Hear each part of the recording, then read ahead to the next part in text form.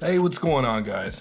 Today I am bringing y'all a easy, quick tutorial guide for how to do this week's Grandmaster Nightfall, which is Heist Battlegrounds Europa.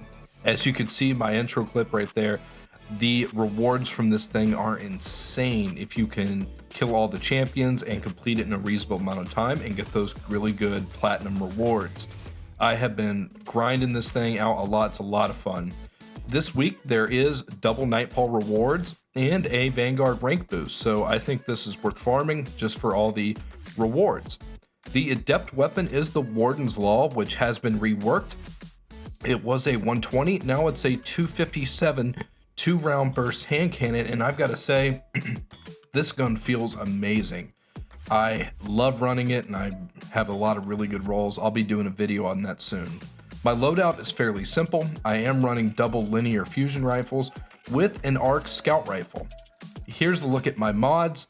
Nothing too crazy here other than I just want to point out utility kickstart is really good, as well as power preservation, so you can create a lot of orbs for your teammates and be a good teammate. I am running the Fallen Sunstar, and here is a look at my class. I'm running just a regular Warlock with Arc Soul. That's important to note. These runs, I did have a well-locked teammate, so you can run one of those if you want, but you don't need to. That's important to know. Here is a look at the mods. Pretty straightforward stuff. You're going to have all three different elemental shields, barrier and unstoppable. So Arbalist and Wishender are highly recommended. There is a 25% increase of solar damage, so that's worth noting. But this is basically all just the straightforward standard mods for GMs. It is Strand and Arc Surge, and I do want to point out that there is a mod that boosts linear fusion rifle damage by 25%. So that is another reason I am running a double linear, is because they are just doing really good damage in this Grandmaster Nightfall. So this is a bit of a harder Grandmaster, but it really wasn't too bad. I was able to do a couple runs LFGing last night, so this was not a pre-made squad. This was just two randoms. And I think I was able to run it 4 or 5 times. My longest completion was around 30 minutes. My fastest, I think, was around 22 or 23. And we weren't really running anything crazy. We always had one Welt Warlock on the team. I always ran the Arc Warlock, the Stormcaller. And then our random just kind of ran whatever. Sometimes we had an Invis Titan, or an Invis Hunter. Invis Titan, that'd be crazy. Sometimes we had an Invis Hunter, sometimes we had a Strand Titan, just kind of depended. I think in this run, I think we have 2 Well Warlocks, if I'm not mistaken, but you really don't need a Well in this at all. As you can see, I am running an Arc Warlock. I do have 100 recovery on and 100 in resilience, so I can get my Rift back really fast. Those are just some general tips from me, but kind of run whatever you're comfortable with. It is Arc Surge and Strand Surge, so if you want to run that, go right ahead. I would, however, recommend having at least 2 Warlocks with healing rifts, and you'll see why at the end. There's an end strategy I have in the boss fight that an LFG guy actually showed me, and you want to be able to lay down healing rifts quickly. This first room where we're in right now is pretty chaotic. Couple barrier champions in here, but nothing too insane. Like with any Grandmaster, you just want to take this room slow and run longer range stuff. You don't really want to run submachine guns or sidearms or anything that you have to get really close range with. Distance and GMs is typically better, so that's why I have the 2 linears and the scout rifle.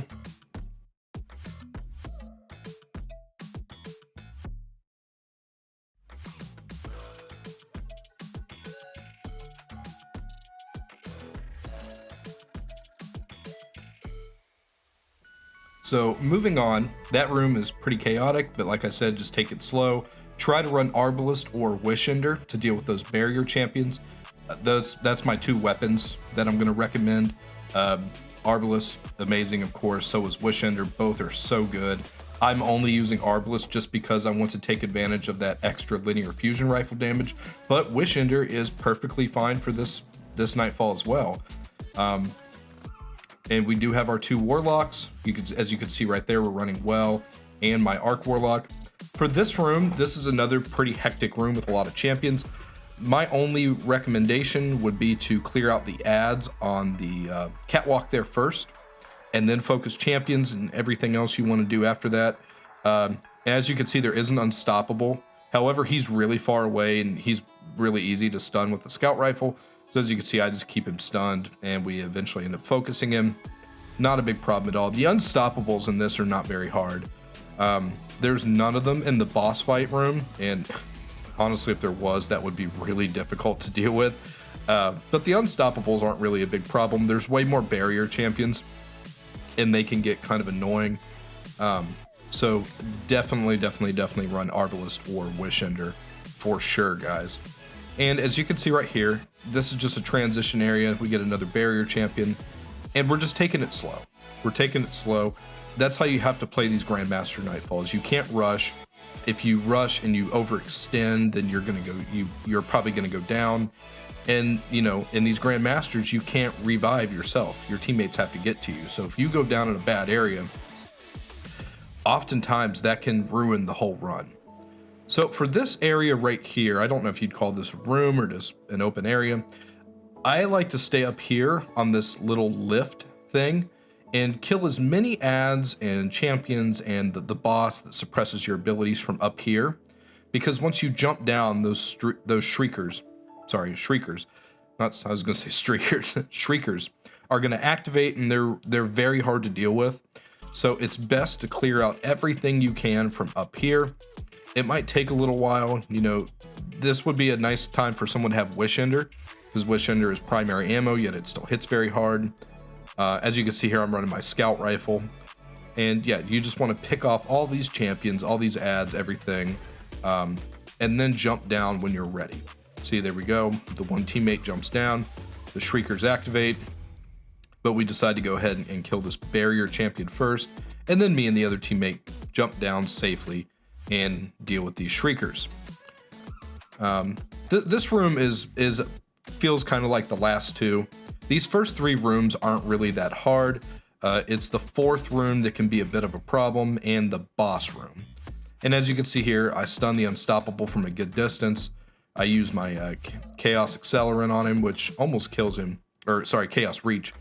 And yeah, that's the kind of stuff you want to be running. And with power preservation, I'm creating a bunch of mods, or not mods, a bunch of orbs for my teammates. So you want to use those supers really as much as you can. I'm not saying you want to waste them, but you don't want to be hanging on to your super the whole Nightfall. You want to be creating as many orbs as you can to help out your teammates. So we clear this area. The next room can be a little bit of a problem. Before you get to that room, these two barrier champions are going to spawn in this little area that's like a transition. I hit them with a flashbang grenade, which kind of takes them both out of the fight for a second, and the teammate does use the well. But as long as you have Arbalest or a Wishender, just something that hits hard that can stun those barrier champions fast, you're going to be fine. This is the fourth room, and there are no unstoppables here, but there are a couple of barrier champions. I really recommend trying to deal with that middle servitor first, because that servitor can make all the other enemies around him immune. So we do try to get him out of there. I don't think we end up doing it first. We actually deal with this barrier first. And as you can see there, I use my Chaos Reach. And we also pop our well. And yeah, this room it's very hectic. A lot of shielded enemies. So again, I know I've said it like a million times. Arbalest, Wishender, please have one of those on to help deal with those shielded enemies. But yeah, you just got to take it slow. You got to take this Nightfall slow. As long as you complete it within 30 to 35 minutes and you kill the champions, you're going to get platinum rewards, guys. So just don't rush it. Just take it nice and slow. Don't take a bunch of extra downs. That's what really starts slowing people down, is when they take a bunch of unnecessary downs. Once we clear that room, we slide down on in here to this little transition area. One guy goes and grabs the artifact. There is an artifact that spawns up on top of here, if you guys didn't know that. So only one person needs to go and get the artifact. You don't need to go get two. And I liked having two people here at the main area to keep pretty good ad control. This middle area does fill up with ads pretty quickly, so that's one thing to note. 2 people definitely helps better than 1 to keep that area under control. Now moving into the boss fight. What we did was we stayed in this little platform over here to the right, kind of like in the right back corner of the boss fight area, right here where I'm standing. And this is where the healing rifts come into play. Now, like I said, you don't need a well, but it definitely helps to have a well.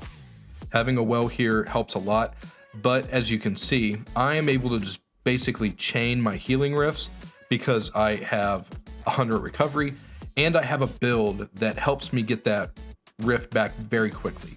I love having that rift up, and my rift also grants arc souls, which just help for general ad clear. There is a lot of ads in this room, and so that's something to take note of. Maybe run an arc soul healing rift.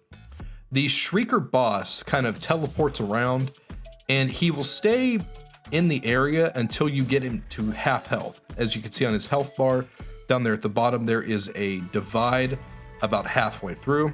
Once you get him to that little mark, he will go immune. And then as you'll see right here, he goes immune. Now what you're gonna have to do is you're gonna have to kill these knights that have arc shields that are marked. When you kill one of them, one of the knights that is marked, it's gonna drop this core. You're gonna have to take those cores into the center of the area and deposit them.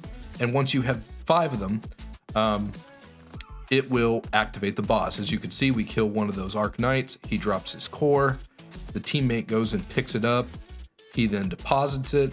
And that, as you can see right there in the top left-hand corner of the screen, 1 out of 5 deposited. Of course, once you get to 5, the boss will reappear. And then you could finish him off. A couple tips for using this strategy. Wizards are going to spawn to your left and your right. They will do a lot of damage, so I recommend focusing them very fast. Try to get them out of there as quickly as possible. And then you will have barrier champions that spawn in sort of in the middle of the map. As you can see right there, he spawns in the middle and kind of pushes over to us. Again, use your Arbalist, your Wish Ender, and then maybe hit him with a super to get him, just to get him out of there quick.